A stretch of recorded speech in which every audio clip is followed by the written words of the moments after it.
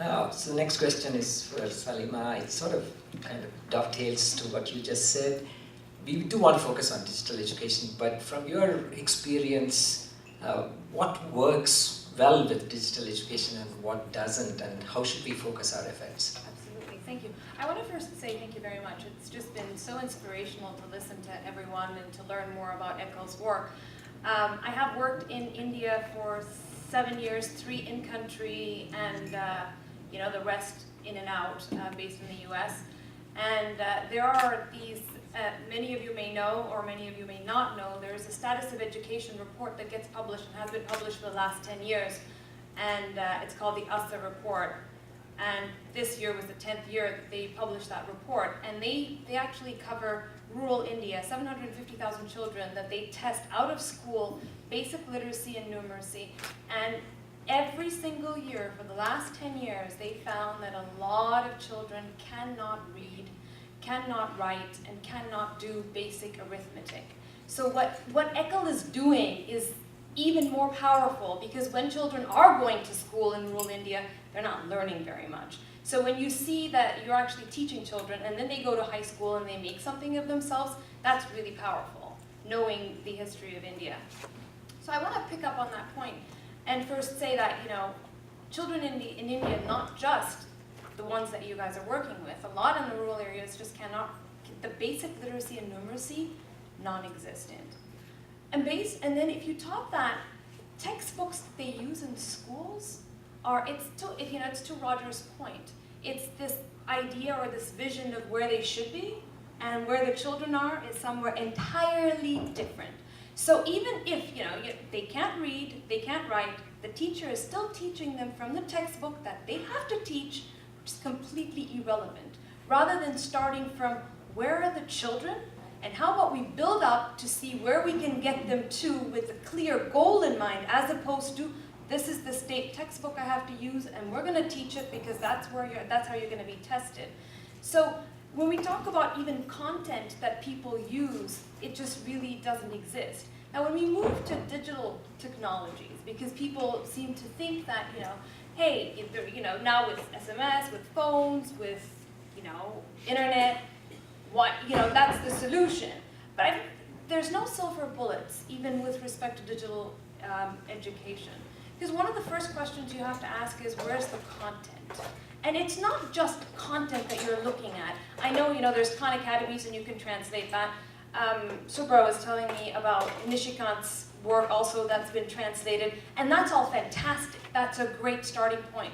But what's really needed is locally relevant content that actually makes sense to people, that's relevant to their day-to-day life. So if we're going to teach math, why can't we teach them in ways that are, you go to a market that looks just like a market that any of them would go to and buy things, learn in ways that are fun, that are interactive, that actually are engaging, that help them understand, that contextualizes, right? Listening to Salman Khan teach you math is great. But watching cartoon characters, and I'll give you an example of people who've done this really well. There's this group, they're actually a company based in Tanzania called Ubongo Kids. And they started up a few years ago. And what they did is they had the same idea in mind. People just the kids don't love math, they can't do it, they have the same problem. In fact, Usser now is in East Africa, and they have a group called Uwezo, and they do the exact same style of testing in East Africa, and the results, surprisingly, not surprisingly, are exactly the same. And so they have those issues too. So what they've done is they created their own homegrown cartoons. And so the people look exactly like the people in the country. And it's in Swahili. It's not even in English, because that's the language that everyone listens to.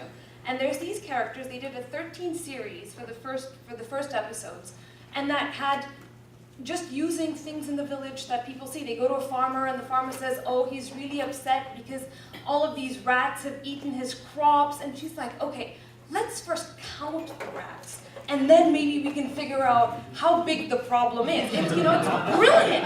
And then they have like these beautiful, the rats are living in the house, and the rats are talking to her, and they're singing songs, and it's just a beautiful way to learn math. And what they do is, so when they launched it, they actually just did it on TV, which again is very widespread. So it solves the urban problem. And while you watch it, there's questions for you to answer, and you can SMS the response. Now, that doesn't cost very much. You SMS, it gives you a math question, you answer it. You get a response back from one of the characters in the style of how they talk in the cartoon, which is extremely engaging for you. It's low cost, and they were really surprised because they did this as a pilot and didn't think they'd make much money. The largest bank in Tanzania was the first person that came and said, education, this is what we believe in, we'll do advertising for you. And they became extremely sustainable in terms of running that. But then one of the things that they're doing radio now, one of the things that they wanted to do is they said, okay, what about the rural areas? The urban people likely have access to a lot more, but what about the rural people? And they've come up with a solution for that too. They have a lot of these, what they call these video halls, or where there's just one video player and a screen or whatever, and they actually show movies there for the whole community or village or whatever. So they then show Ubongo videos there, and they call it an Ubongo Kids Club, where they have the kids come in so that they can actually participate in this. And what they do after is they'll do some exercises. So they have some facilitators who then run exercises. So I feel that content creation is a really, really important thing, and it needs to be locally relevant for it to really sing. If you want to really change lives and have that identification, I think that's really necessary. Some other thoughts that I had, well, on technology, the other thing that I wanted to say is even in America, there is no conclusive evidence that the use of technology improves learning. There's no conclusive evidence of that. And on the contrary, there's a lot of implementation problems. So if you look at LA, in 2013, they decided to give all children in public schools, not all, but in some public schools, iPads. And that's had some very interesting learnings, to what Roger was saying. Every time you do something in development, there's unintended consequences. And what happened in that situation is the teachers were not trained on how to use the technology. The planning was extremely poor. They've pulled back the deals that they had on the iPads for several other reasons as well. But what they also found is over 300 children immediately cracked the security settings and were on Facebook playing video games. Right? Is anyone surprised? And on surfing sites that they were not supposed to be on. Some led to these children actually being expelled from schools.